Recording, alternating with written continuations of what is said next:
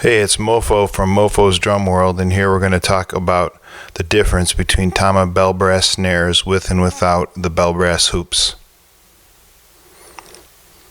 So what we have here today is two identical bell brass snares. These are sequential serial numbers, the 2015 Tama Bell Brass reissue.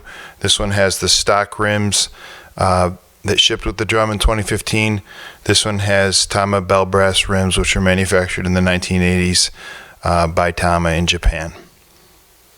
What I tried to do today is get everything identical in the A versus B comparison. We have the exact same microphones and mic placement. We have the same head combinations, tuned as close as I could get from a pitch standpoint.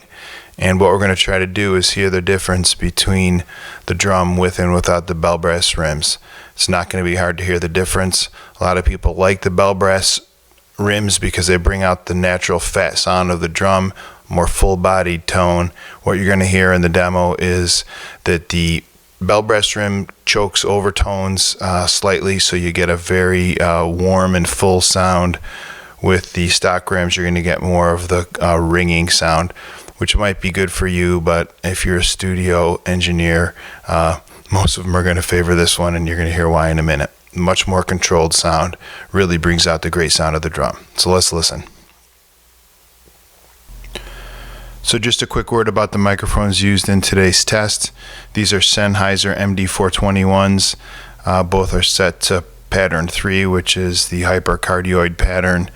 These are not usually my first choice for snare drum mics. I like the SM57 myself, but they do have a great full range frequency response and ability to handle high sound pressure levels. So I'm using them today. The angle and the distance off the head are identical, or as close as I could get them.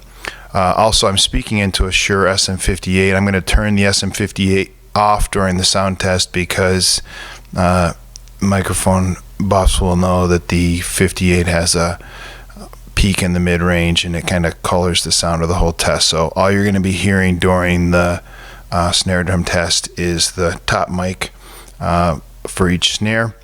Normally also I stick a condenser under the snare to bring out the snare sound. You're going to hear in the test the snare sound's a little bit thin, and that's because we don't have a condenser underneath it. But you'll get a good feeling for the sound off the top of the drum with the different rims on each drum.